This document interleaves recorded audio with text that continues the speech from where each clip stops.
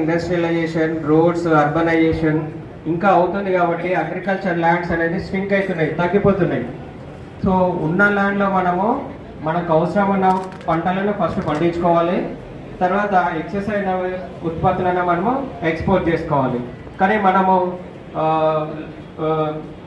Easiness కోసం lack of awareness వల్ల మనకు ప్రాపర్ క్రాప్ ప్లానింగ్ అనేది లేకుండా మనము వెళ్తూ ఉంటాయి. మనకు పాడి అనేది ఎక్సెస్ అయిపోయి మనకు మార్కెట్ అనేది. మన horticulture officer Kollapur division. Telangana ప్రభుత్వం ప్రతిష్టాత్మకంగా చేపట్టిన ప్రజాపాలన ప్రగతి ప్రణాళికల కార్యక్రమంలో భాగంగా మార్చి 6వ తారీఖు నుండి జూన్ 2వ తారీఖు వరకు 99 రోజుల ప్రణాళికలకు భాగంగా ఫార్మర్ వీక్ మే 4వ తారీఖు నుంచి 9వ తారీఖు వరకు ఫార్మర్ వీక్ ప్రకటించడం జరిగింది. అందులో భాగంగా మే 5వ తారీఖున ఈరోజు హార్టికల్చర్ డిపార్ట్మెంట్ తరపున రాష్ట్ర వ్యాప్తంగా నియోజకవర్గ స్థాయిలో రైతు సదస్సు నిర్వహించడం జరిగింది.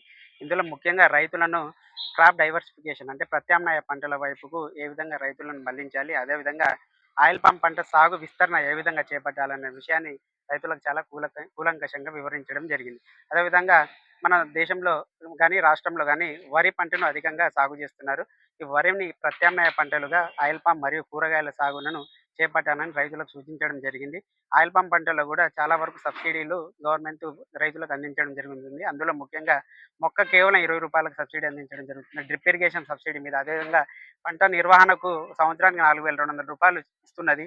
ఈ విధంగా ఒక ఎకరానికి 50,918 రూపాయలు ఆయిల్ పామ్ మీద రైతులకు సబ్సిడీ అందించడం జరుగుతుంది. అదేవిధంగా కూరగాయల విషయంలో కూడా కూరగాయల విత్తనాలను 100% సబ్సిడీ మీద అందించడం జరుగుతుంది. మల్చింగ్ కూడా 50% సబ్సిడీ మీద, కూరగాయల పందిర్లు కూడా 50% సబ్సిడీపై, అదేవిధంగా ప్లాస్టిక్ క్రేట్స్ కూడా 50% సబ్సిడీపై అందించడం జరుగుతుంది. రైతు సోదరులు ఈ గవర్నమెంట్ సబ్సిడీలను ఉపయోగించి వరికి ప్రత్యామ్నాయంగా ఆయిల్ పామ్ మరియు కూరగాయల సాగును చేపట్టి అధిక లాభాలు పొందాలని ఈ మీటింగ్ ద్వారా రైతులకు సూచించడం జరిగింది.